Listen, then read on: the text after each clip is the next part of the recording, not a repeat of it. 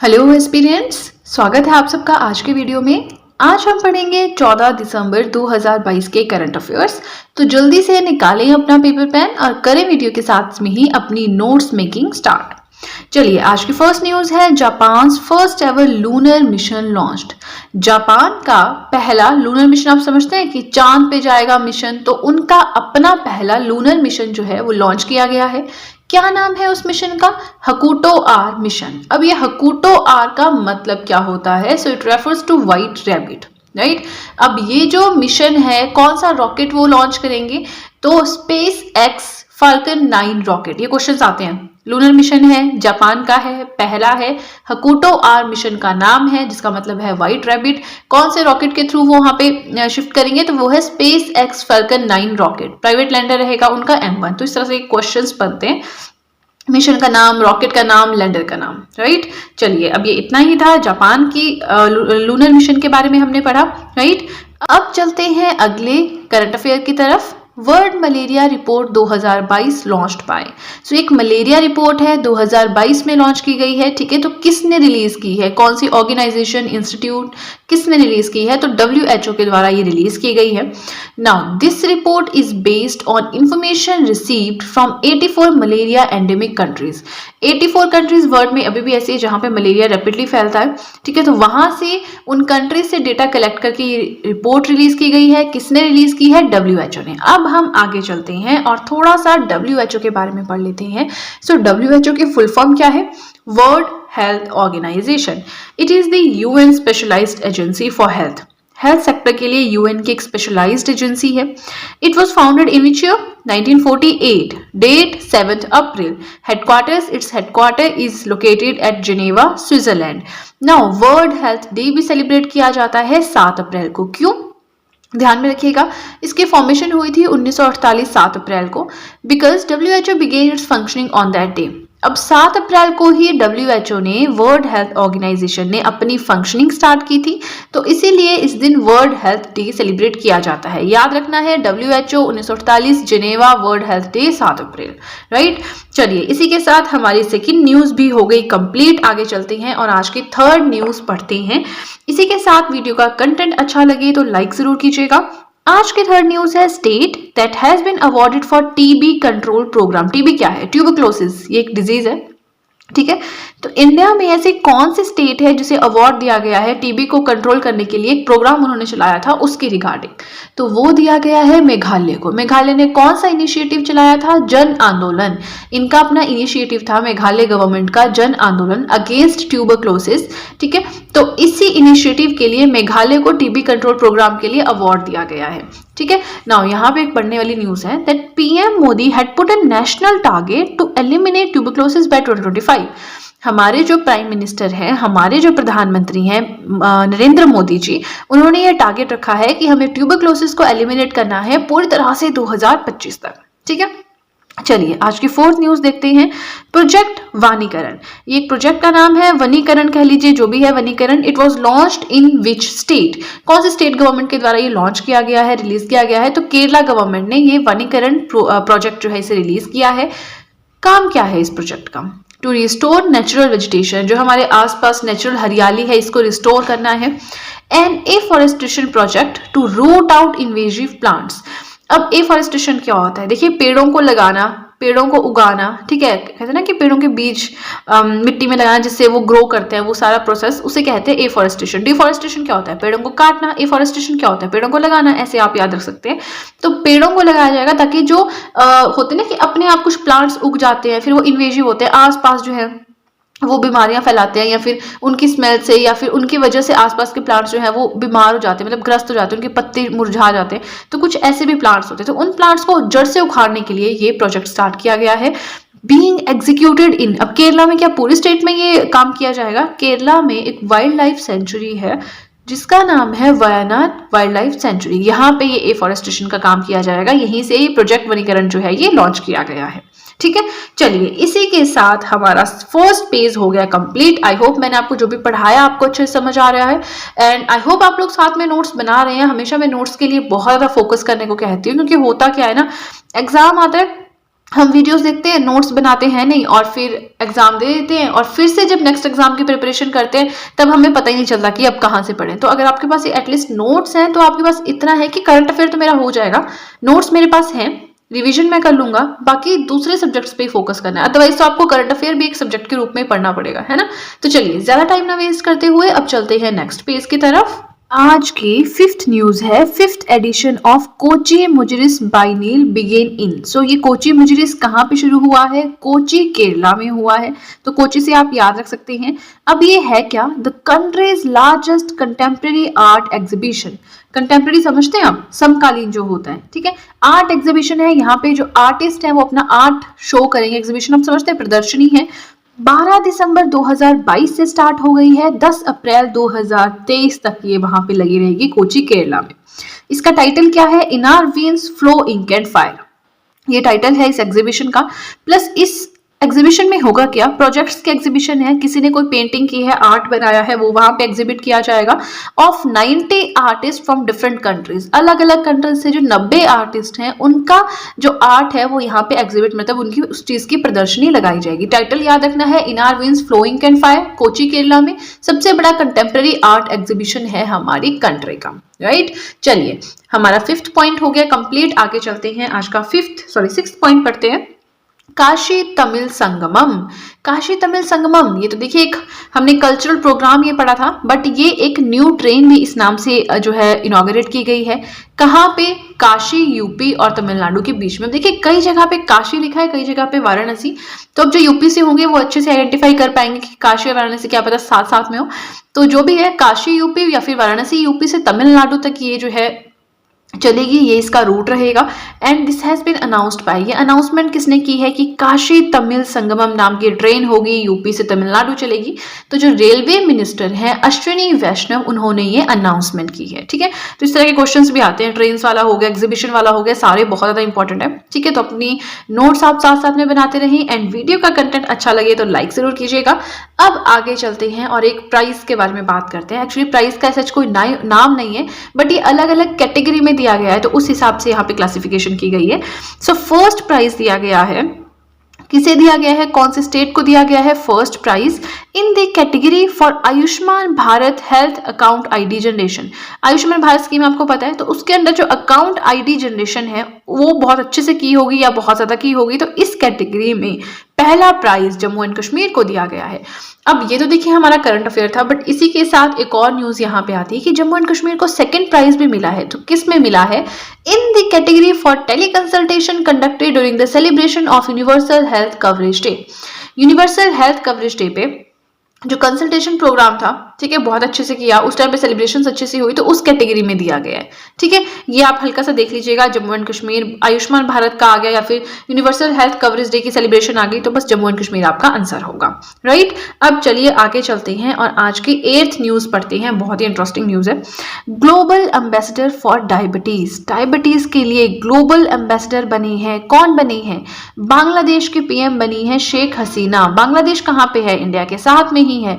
Capital क्या है? Dhaka. PM कौन है? शेख हसीना। तो बस यही जो है ग्लोबल ब्रांड एम्बेसडर बने हैं फॉर डायबिटीज।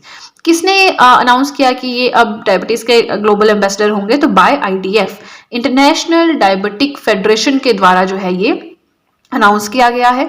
अब कहां पे अनाउंस किया गया? At the opening ceremony of the world diabetes congress 2022 which was held in Lisbon, Portugal. Lisbon पुर्तगाल में, Lisbon is the capital of Portugal, ठीक है। यहां पे हुई थी वर्ल्ड डायबिटीज कांग्रेस 2022 की। वहां पे जो ओपनिंग सेरेमनी थी, जो शुरुआती टाइम था, वहां पे ये अनाउंसमेंट की गई थी। नाउ शेख हसीना जो है, she has became the first global ambassador for diabetes. इस तरह की जो आप कह सकते हैं इवेंट के लिए ये पहली ऐसी ग्लोबल एम्बेसडर बनी है इस डिजीज के लिए, डायबिटीज के लिए, ठीक है। नाउ शेख हसीना है कौन, थोड़ा सा उनके बारे में जान लेते हैं। ये तो हम समझ गए कि वो बांग्लादेश की पीएम है। So she is the longest serving PM in the history of Bangladesh. Bangladesh की हिस्ट्री में सबसे ज्यादा टाइम तक प्रधानमंत्री रहने वाली पर्सनैलिटी है शेख हसीना। 3 बार ये अभी तक रह चुकी हैं वहां की पीएम, 1996 से 2001 तक, उसके बाद 2009 से 14 तक और 14 से प्रेजेंट तक। मतलब इन शॉर्ट 2009 से अभी 2022 चल रहा है, अभी तक यही है वहां की पीएम। एंड इससे पहले 1996 से 2001 तक भी रह चुकी हैं, ठीक है, तो आप समझ सकते हैं कितनी मतलब फेमस पर्सनैलिटी वहां की प्राइम मिनिस्टर रह चुकी हैं 3 बार। ठीक है, तो चलिए हमारा सेकंड पेज भी हो गया कंप्लीट। आई होप मैंने आपको जो भी समझाया आपको अच्छे समझ आया हो। आप वीडियो में साथ साथ में नोट्स बना रहे हो। एंड आगे चलने से पहले आपको एक इंपॉर्टेंट चीज बताना चाहूंगी, अगर आप चाहें तो मुझे इंस्टाग्राम पे भी फॉलो कर सकते हैं। अपने इंस्टाग्राम अकाउंट का लिंक मैंने डिस्क्रिप्शन बॉक्स में दिया है, तो जल्दी से डिस्क्रिप्शन बॉक्स में जाएं, उस लिंक के ऊपर क्लिक करें, आपके सामने मेरा इंस्टाग्राम अकाउंट अपीयर हो जाएगा। एंड देन अगर आप चाहें तो मुझे वहां पर फॉलो कर सकते हैं। फाइन, ज्यादा टाइम ना वेस्ट करते हुए अब चलते हैं नेक्स्ट पेज की तरफ। आज की 9th न्यूज है that PM Narendra Modi has inaugurated the 6th Vande Bharat express train. हमारे प्रधानमंत्री जो है नरेंद्र मोदी जी, उन्होंने उद्घाटन किया है 6th वंदे भारत एक्सप्रेस ट्रेन का। कौन से 2 लोकेशंस के बीच में चलेगी, क्या इसका रूट रहेगा, तो बिलासपुर से नागपुर तक चलेगी। बिलासपुर कहाँ पे है, छत्तीसगढ़ में। नागपुर कहाँ पे है, महाराष्ट्र में है।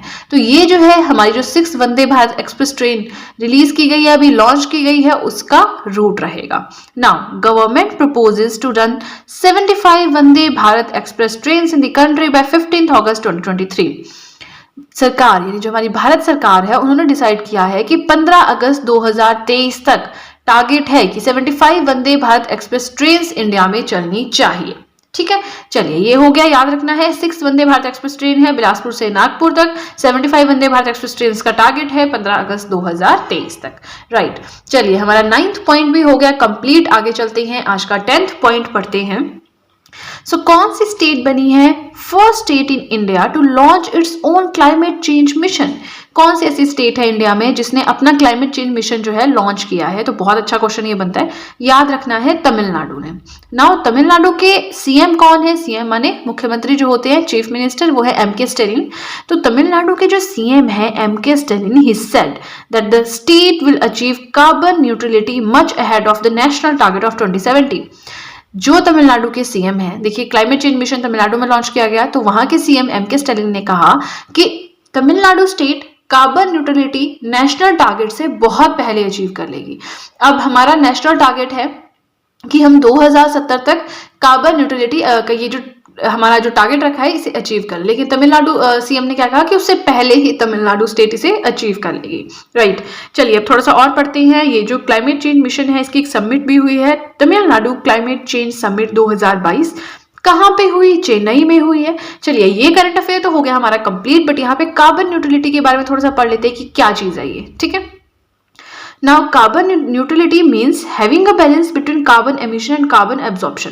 हम कितनी कार्बन एमिट करते हैं, मतलब हम प्रोड्यूस करते हैं कार्बन एमिशन, कितना प्रोड्यूस करते हैं कार्बन, प्लस कितना एब्जॉर्ब करते हैं, उन दोनों के बीच में एक बैलेंस बना के रखना। अब कार्बन एमिशन होता कैसे, ये भी तो पता होना चाहिए। तो इसके सोर्सेज हैं इलेक्ट्रिसिटी से, ट्रांसपोर्टेशन से, मैन्युफैक्चरिंग से। अब इससे ज्यादा डीप में हम नहीं जाएंगे, इस ज्यादा डेप्थ में हम स्टडी नहीं करेंगे। तो आप इतना समझिए कार्बन कहाँ से एमिट होता है, हम लाइट्स ऑन रखते हैं, ट्रांसपोर्टेशन इधर से उधर जाते हैं, मैन्युफैक्चरिंग करते हैं, धुआं निकलता है, तो सबसे कार्बन एमिट होता है। और कार्बन न्यूट्रलिटी क्या है, बैलेंस मेंटेन करना कार्बन एमिशन और एब्जॉर्प्शन में। ठीक है, तो देखिए बहुत अच्छा इंपॉर्टेंट करंट अफेयर था। एंड इसी के साथ वीडियो का कंटेंट अच्छा लगे तो लाइक जरूर कीजिएगा। अब आगे चलते हैं और आज का 11th पॉइंट पढ़ते हैं। BWF female para badminton player of the year 2022 का टाइटल किसे मिला है। तो सबसे पहले BWF क्या है, BWF है बैडमिंटन वर्ल्ड फेडरेशन, मतलब बैडमिंटन। ठीक है, BWF का female para badminton player of the year 2022 title मिला है मनीषा रामदास को। अनाउंस पाया, ये अनाउंसमेंट किसने की है, BWF यानी कि बैडमिंटन वर्ल्ड फेडरेशन ने ही इसकी अनाउंसमेंट की है। तो याद रखना है player of the year para badminton Manisha Ramdas. ठीक है, चलिए 12th पॉइंट की तरफ चलते हैं। The first G20 finance track meeting under Indian presidency take place in. अब ये चीज तो हम बहुत ही ज्यादा बार पढ़ चुके हैं कि G20 की प्रेसिडेंटशिप 1 दिसंबर से इंडिया को मिली है। यहाँ पे शेरपा मीटिंग हुई है, डेवलपमेंट मिनिस्टर्स की मीटिंग हुई है। तो अब हमारा क्वेश्चन ये है कि पहली G20 की जो फाइनेंस ट्रैक मीटिंग है इंडियन प्रेसिडेंटशिप के अंडर, वो कहाँ पे हुई है। तो वो हुई है बेंगलुरु। बेंगलुरु कहाँ पे है, कर्नाटका में, सिलिकॉन सिटी ऑफ इंडिया भी कहते हैं, है ना। चलिए जो ये मीटिंग हुई है होस्टेड ज्वाइंटली बाय, किस किसने होस्ट किया है, union finance ministry plus RBI यानी कि रिजर्व बैंक ऑफ इंडिया, दोनों ने मिलकर इसको होस्ट किया। तो यहाँ से इस तरह भी क्वेश्चन आते हैं। ठीक है, now Indian G20 presidencies theme. अब इंडिया के पास G20 की प्रेसिडेंटशिप है, तो थीम क्या रखा है इंडिया ने उसका, one earth one family one future. बहुत ईजी है, याद रखना, एक ही अर्थ है, एक ही फैमिली, एक ही फ्यूचर, ठीक है। वसुधैव कुटुंबकम, ये तो मुझे नहीं लगता आप लोगों को याद करना टफ होगा, बहुत इजी सी बात है, ठीक है। चलिए इसी के साथ हमारा थर्ड पेज हो गया कंप्लीट, बट अभी वीडियो कंप्लीट नहीं हुआ है, थोड़ा सा पेशेंस बना के रखें, वीडियो के साथ साथ में ही नोट्स बनाते रहें। एंड आगे चलने से पहले एक इंपॉर्टेंट बात आपको बताना चाहूंगी, अगर आप चाहें तो मेरे हैंड रिटन नोट्स को परचेज भी कर सकते हैं। नोट्स परचेज करने का लिंक डिस्क्रिप्शन बॉक्स में दिया है, तो जल्दी से डिस्क्रिप्शन बॉक्स में जाएं, उस लिंक के ऊपर क्लिक करें। जैसे ही आप उस लिंक के ऊपर क्लिक करेंगे आप डायरेक्टली मेरे कॉन्टैक्ट में आ जाएंगे, प्लस जो भी प्राइसिंग डिटेल्स है मैं आपके साथ शेयर कर दूंगी, और कोई भी आपकी क्वेरी है आप मुझसे पूछ सकते हैं। फाइन, ज्यादा टाइम ना वेस्ट करते हुए अब चलते हैं नेक्स्ट पेज की तरफ। Now this is the last page and इसी के खत्म होने पे हमारा वीडियो भी कंप्लीट हो जाएगा। सो आज का 30th पॉइंट है 25th SIES national eminence award किसे दिया गया है। 25th एडिशन है इस अवार्ड का, SIS नेशनल एमिनेंस अवार्ड, तो ये दिया गया है M वेंकैया नायडू को। कौन थे M वेंकैया नायडू? हमारे वाइस प्रेसिडेंट थे 13th, ठीक है, अब नए बन गए हैं। कहाँ पे दिया गया ये award? Given at Mumbai Maharashtra में दिया गया। क्यों दिया गया? फॉर पब्लिक लीडरशिप के लिए दिया गया। अब देखिए सब कुछ हो गया यहाँ पे क्लियर, बट SIES क्या है? It stands for south Indian education society. तो साउथ इंडियन एजुकेशन सोसाइटी ने national eminence award M Venkaiah Naidu को दिया, जो कि हमारे फॉर्मर वाइस प्रेसिडेंट थे, 13th रैंक के वाइस प्रेसिडेंट थे, मुंबई में दिया, पब्लिक लीडरशिप के लिए दिया। अब चलिए ये तो हो गया 2022 का। अब 2021 में ये अवार्ड किसे दिया गया था? तो जो यूपी के CM थे योगी आदित्यनाथ, उन्हें दिया गया था, राइट। चलिए आगे चलते हैं, आज की 14th न्यूज पढ़ते हैं। एक बुक का यहाँ पे जिक्र किया गया है, fit at any age a practitioner's guide. पूरा नाम बुक का ये है, बट इतना आपको याद रखने की जरूरत नहीं है। फिट एट एनी एज, इससे आप याद रख सकते हैं। So this is a book written by whom? तो PV अय्यर ने, ये जो पर्सन है, इन्होंने इस बुक को लिखा है। Who is he is an retired air marshal, ठीक है, 92 ईयर्स के हैं, रन्स 8 किलोमीटर अ डे, मतलब हेल्थ को लेकर बहुत ज्यादा कॉन्शियस है, 8 किलोमीटर डेली रनिंग करते हैं, 92 ईयर्स के हैं, रिटायर्ड एयर मार्शल है PV अय्यर। तो इन्होंने इस बुक में यही बताया कि फिटनेस आपकी एज नहीं दिखती है, ठीक है, अगर आप फिट रहना चाहते हैं आप किसी भी एज में फिट रह सकते हैं, राइट। चलिए 14th पॉइंट भी हो गया, आगे चलते हैं, आज का 15th पॉइंट देखते हैं। यहाँ भी एक ऑटोबायोग्राफी का जिक्र किया गया है, काफी ज्यादा इंपॉर्टेंट है। ऑटोबायोग्राफी का नाम है सुल्तान अ मेमोरी। तो ये किसकी ऑटोबायोग्राफी है? वासिम अकरम की ऑटोबायोग्राफी है। कौन है वो? He is a Pakistani cricketer. किसने पब्लिश किया है सुल्तान को, इस ऑटोबायोग्राफी को? तो ये किया गया है by Harper Collins publishers India private limited, ठीक है, याद रखना है इसको। 15th पॉइंट भी हमारा हो गया। सो इसी के साथ वीडियो का कंटेंट अच्छा लगे तो लाइक जरूर कीजिएगा।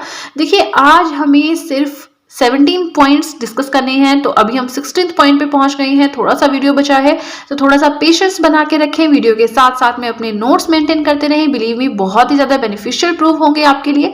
चलिए आज का 16th पॉइंट पढ़ते हैं। Interim CEO of penguin random house, penguin random house है, ठीक है, इसके interim CEO chief executive officer कौन बने हैं, ये क्वेश्चन है। तो सबसे पहले पेंगुइन रैंडम हाउस क्या है? It is a New York based international publishing group, publishing का काम है इनका, न्यूयॉर्क बेस्ड है। इंटरिम CEO बनेंगे पेंगुइन रैंडम हाउस के, कौन बनेंगे? निहार मालवीय। निहार मालवीय कौन है? He is an Indian origin personality, right. चलिए आज का लास्ट करंट अफेयर जिसका आपको हमेशा इंतजार रहता है, तो चलिए आज का 17th पॉइंट है men's single title and women's single title. इस चीज की अब हम बात करेंगे। तो 2022 BWF वर्ल्ड टूर फाइनल्स में मेंस सिंगल टाइटल किसे मिला, वुमेन सिंगल टाइटल किसे मिला? तो 2022 मतलब 2022 में ये हुआ है। BWF stands for badminton world federation, याद रखना है, ठीक है, बैडमिंटन से रिलेटेड है, बैडमिंटन वर्ल्ड फेडरेशन।